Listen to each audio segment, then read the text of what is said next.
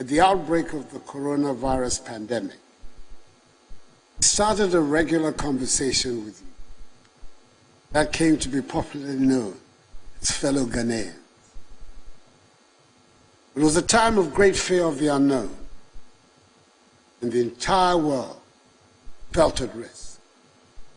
I came into your homes regularly to tell you what the experts were discovering about the virus and what we should do. Now that we have seen the worst of the COVID-19, I can tell you that there were moments during those times when I was distraught. There were moments when I was in despair about the apparent inadequacy of our health facilities. And there were moments when I wondered if the dire predictions made about dead bodies on our streets would truly happen. But I knew that I owed it to all of us that as your president, I had to hold my nerve, show leadership, and take us out of the crisis. With your help and support, and the great mercies of the Almighty, we can say that we emerged from the ravages of the pandemic with one of the lowest mortality rates globally. In fact, Ghana's handling of the pandemic won universal acclaim. We could all see in real time the devastation that was being wreaked on economies during the pandemic. But I doubt that anyone imagined the extent of the damage. Our economy here in Ghana, like many, many others around the globe, was thrown into turmoil. When I said, at the height of the COVID pandemic, that we knew what to do to bring the economy back to life, but not how to bring people back to life, it was not said in jest. We had done it before, and we were on course to doing it again. Ghana's economy grew by a remarkable 5.4% in 2021, signifying a strong recovery from the 0.5% growth recorded the previous year in 2020 due to the COVID-19 pandemic.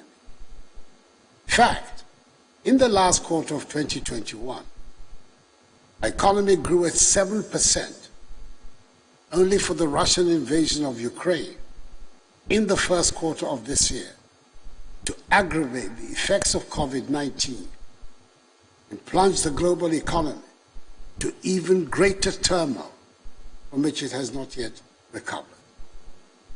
The whole world has been taken aback by the speed with which inflation has eaten away people's income.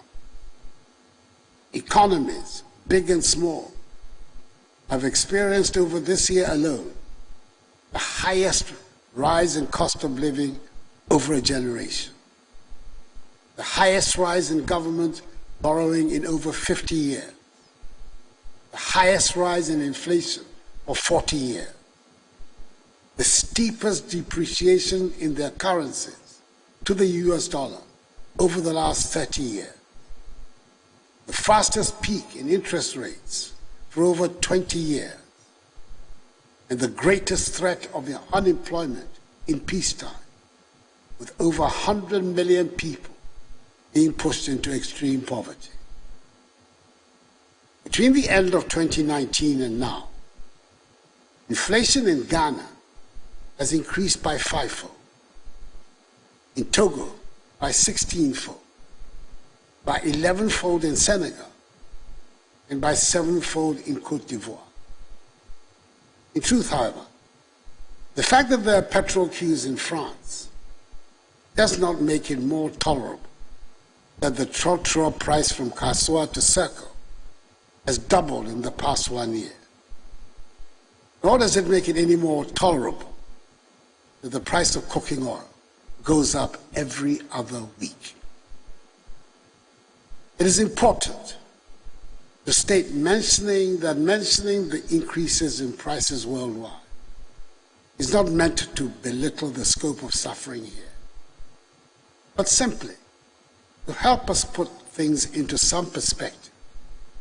Hopefully, learn some useful lessons about how other people are coping.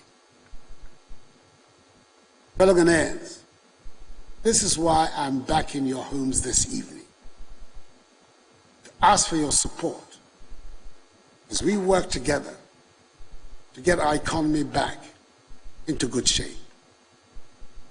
In April, after the cabinet retreat of the first quarter, in recognizing the deteriorating macroeconomy, my government announced a 30% cut in budgeted discretionary expenditure and a 30% cut in salaries of the president, vice president, ministers, deputy ministers, MMDCs, and political office holders, amongst other measures.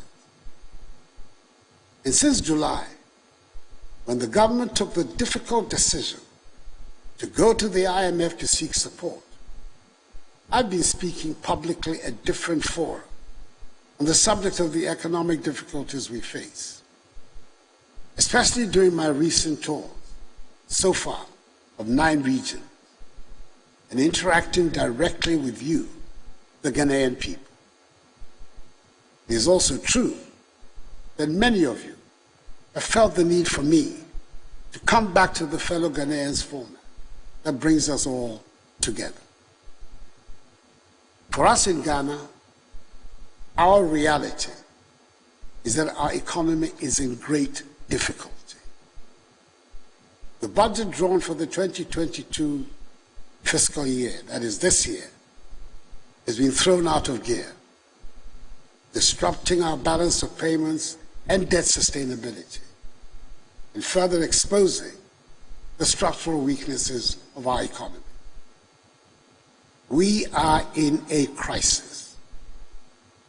Do not exaggerate when I say so.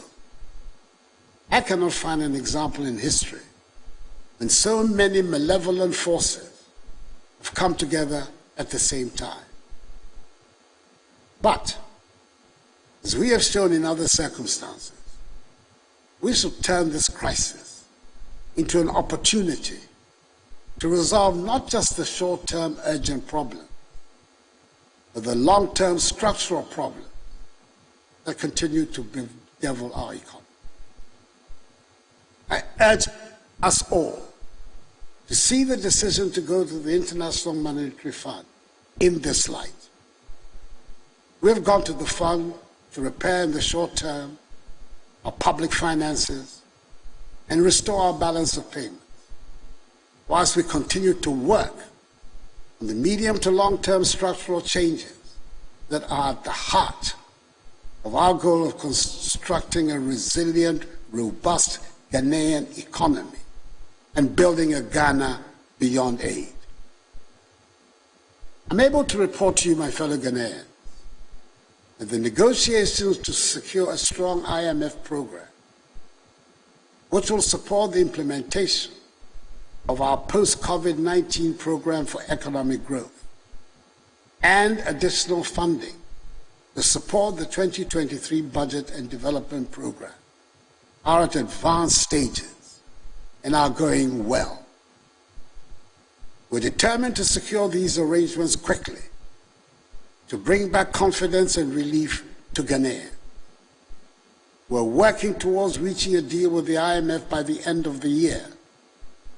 This will give further credence to the measures government is taking to stabilize and grow the economy, as well as shore up our currency. I know that the increasing cost of living is the #1 concern for all of us. It is driven by fast escalating fuel prices at the pumps, which is caused by high crude oil prices on the world market and our depreciated currency. I know that this is putting intolerable pressure on families and businesses. I know that people are being driven to make choices they should not have to make. And I know that it has led to the devaluation of capital of traders and painfully accumulated savings. Furthermore, Government is working to secure reliable and regular sources of affordable petroleum products for the Ghanaian market. It is expected that this arrangement, when successful, coupled with a stable currency, halt the escalation of fuel prices and bring relief to us all. I hear from the market queens also that another factor fueling the high prices is the high margins that some traders are slapping on goods for fear of future higher costs. I say to our traders, we are all in this together. Please, let us be measured in the margins we see. I have great respect and admiration for the ingenuity and hard work of our traders, especially those that take on the distribution of foodstuffs around the country. Now, I would hesitate to join in calling them names. I do make a heartfelt appeal that you all keep an eye out for the greater good and not try to make the utmost profits out of the current difficulty. In language that every market woman, and indeed every trader in our country understands, let me say that the basic problem we face is that we're not making as much money as we need to spend. What little money we do make is going to pay for the debts we have contracted to fund the development projects we must have. Not enough of us are paying our taxes. Not enough of us are producing to generate the revenues that we need. Nevertheless, my ambitions for Ghana remain high. All our children should be educated and trained with skills that will enable us to be competitive in the world. We need to close rapidly the infrastructure gap. We need to build a world-class healthcare system. And we need to build confidence in ourselves to make ours the happy and prosperous place it deserves to be.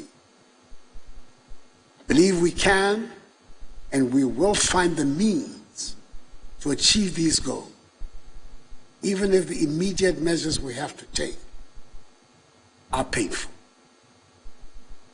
At the just ended cabinet retreat at Peduasi Law, the government agreed on the framework for the post-COVID-19 program for economic growth and the IMF support for its implementation, as well as the work being done by the Ministry of Finance in preparation for the 2023 budget.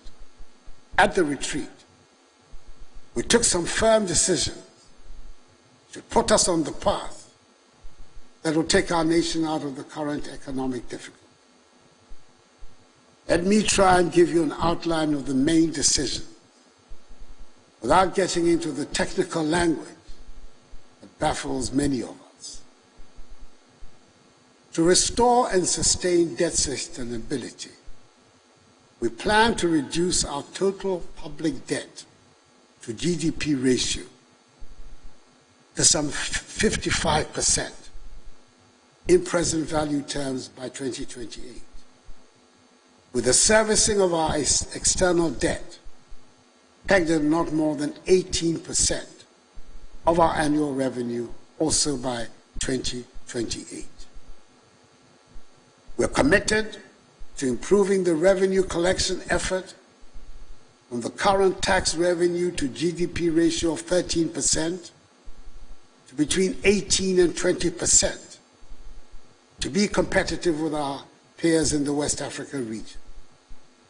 The Ghana Revenue Authority is rolling out an extensive set of measures to support the enhanced revenue mobilization.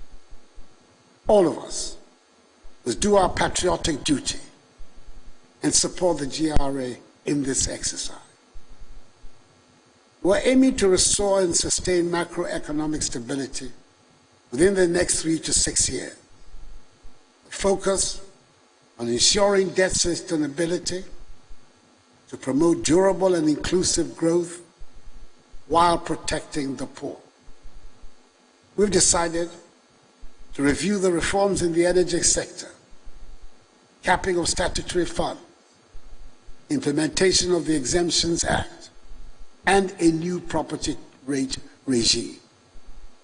We've also decided to continue with the policy of 30% cut in the salaries of political office holders, including the President, Vice President, Ministers, Deputy Ministers, MMDCs, and SOE appointees in 2023, just as we will continue the 30% cut in discretionary expenditures of ministries, departments, and agencies.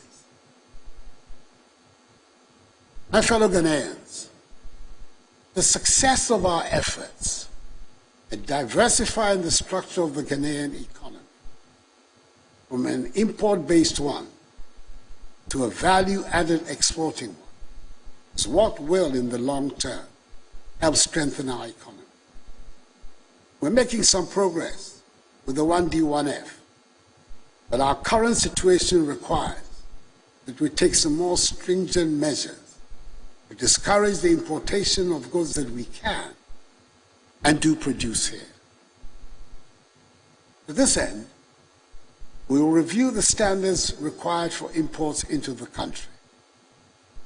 We will prioritize the imports, as well as review the management of our foreign exchange reserves in relation to imports of products such as rice, poultry, vegetable oil, toothpicks, pasta, fruit juice, bottled water, and ceramic tile, and others, which with intensified government support, that of the banking sector, can be manufactured and produced in sufficient quantities in Ghana.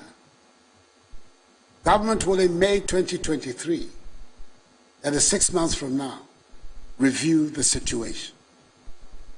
We must, as a matter of urgent national security, reduce our dependence on imported goods and enhance our self-reliance, as demanded by our overarching goal of creating a Ghana beyond aid. Much as we believe in free trade, we must work to ensure that the majority of goods in our shops and marketplaces are those we produce and grow here in Ghana. That is why we have to support our farmers and domestic industries, including those created under the 1D1F initiative, to help reduce our dependence on imports and allow us the opportunity to export more and more of our products, guarantee a stable currency that will present a high level of predictability for citizens and the business community.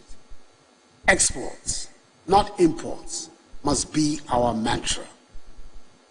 Accra, after all, hosts the headquarters of the Secretariat of the African Continental Free Trade. Fellow Ghanaians, as the French would say, l'argent n'aime pas le bruit. To wit, money does not like noise. Sika aime dede. Where there's chaos, where there's noise, where there's unrest, you will not find money. If you talk down your money, it will go down. If you allow some unidentifiable person to talk down your money, it will go down. The recent turbulence on the financial market was caused by low inflows of foreign exchange and was made worse in the last 2 to 3 weeks, in particular, by the activities of speculators and the black market. An anonymous 2-minute audio message on a WhatsApp platform predicting a so-called haircut of government bonds sent all of us into banks and forex bureaus to dump our CD. And before we knew it, the CD had depreciated even further. All of us can play a part in helping to strengthen the CD, having confidence in the currency and avoiding speculation.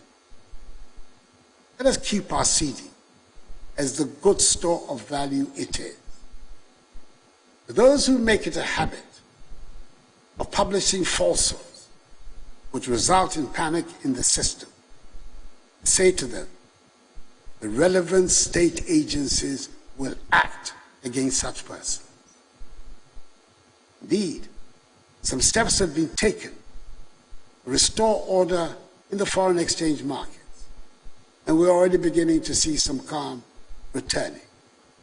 We will not relent until order is completely restored.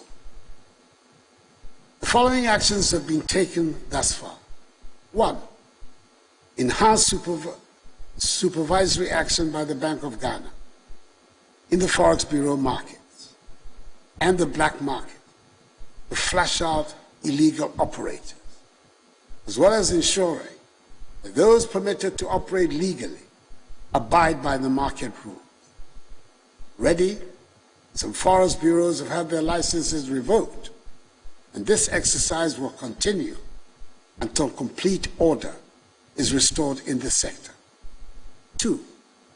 Fresh inflows of dollars are providing liquidity to the foreign exchange market and addressing the pipeline demand.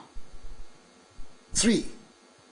The Bank of Ghana has given its full commitment to the commercial banks to provide liquidity to ensure the wheels of the economy continue to run in a stabilized manner till the IMF program kicks in and the financing assurance is expected from other partners also come in. 4. Government is working with the Bank of Ghana, the oil producing and mining company, to introduce a new legal and regulatory framework to ensure that all foreign exchange and from operations in Ghana are initially paid to banks domiciled in Ghana to help boost the domestic foreign exchange market. 5. The Bank of Ghana will continue and enhance its gold purchase program. I'm confident that these immediate measures designed to change the structure of our balance of payment flow, sanitize the foreign exchange market, ensure that the banks and Forex Bureau operate along international best practices, together with strengthened supervision, will go a long way to sanitize our foreign exchange market and make it more resilient against external vulnerabilities going forward.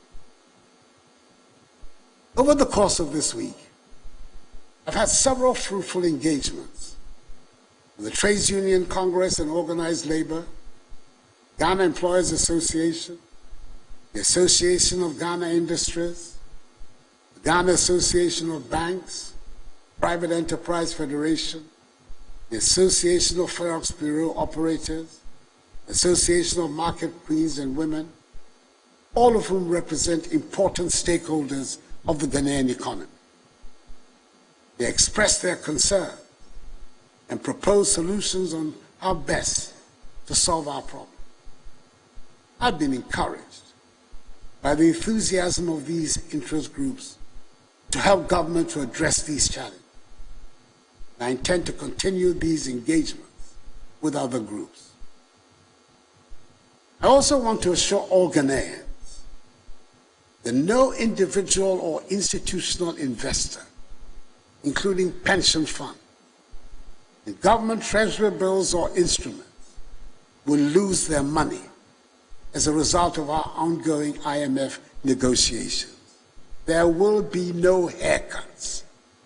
So I urge all of you to ignore the false rumors.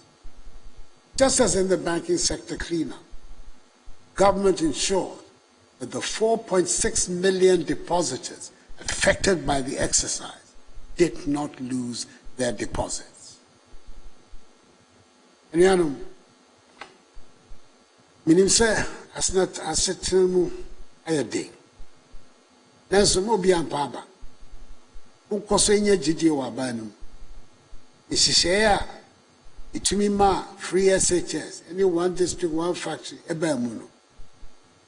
Isise a eboa ma yitumi pam corona yare no free o man mu. Saa so na maban etoto niema yie. Samre ema ahoto aba ɔman mu na minim sɛ didie no ɛwɔ me mu no ɛkyerɛ sɛ ɛkono ɛyɛ Onyankopɔn ɛko ɛmɛ yɛaka ni bie wa ti nyeka hyegbe ye no ni nye na himo yeli ake gbejiano to ni hani free SHS bani gbejiano to ni hani this one district one factory bani gbejiano to ni hani wonye wo hwe corona hel ila keshi wo manami aka no ni miamlalo bato gbejiano to koni ijole abami ejake mi himo ke yeli ake ta numotani. My government has always been cognizant of the importance of implementing policies and social interventions to relieve Ghanaians of hardships. It is for this reason that over the first 5 years in office, the government reduced electricity tariffs cumulatively by 10.9%. We provided free water and electricity, as well as reduced tariffs for the entire population during a whole year of the COVID-19 pandemic. We increased the share of the District Assembly's Common Fund to persons with disabilities by 50%. We exempted Kayaye from market toll. We expanded the LEAP by 150,000 beneficiaries. We expanded school feeding from 1.6 million children to 2.1 million children. We restored teacher and nursing training allowances. We absorbed the cost of BC and YC exam registrations for parents. No guarantor is now required to obtain student loan. The Ghana card is sufficient, and we have implemented free TVET, as well as free senior high school education. It is obvious, fellow Ghanaians, that you have a government that cares. We are determined to restore stability to the economy and provide relief. Well, in all of us are in this together, and asking for your support to rescue Ghana from the throes of this economic crisis. I have total confidence in our ability to work our way out of our current difficulty. We are not afraid of hard work. We will triumph, as we have triumphed many times before. Let us unite and rally around our republic, its institutions and its democratic value, and insist that under God we will emerge victorious from our current difficulty. But this too shall pass, as the battle is the Lord. I'll be coming regularly to keep you updated on the measures your government is making to move our country forward and tackle our economic challenge. God bless us all in our homeland Ghana. Make her great and strong. Thank you for your attention. Have a good evening.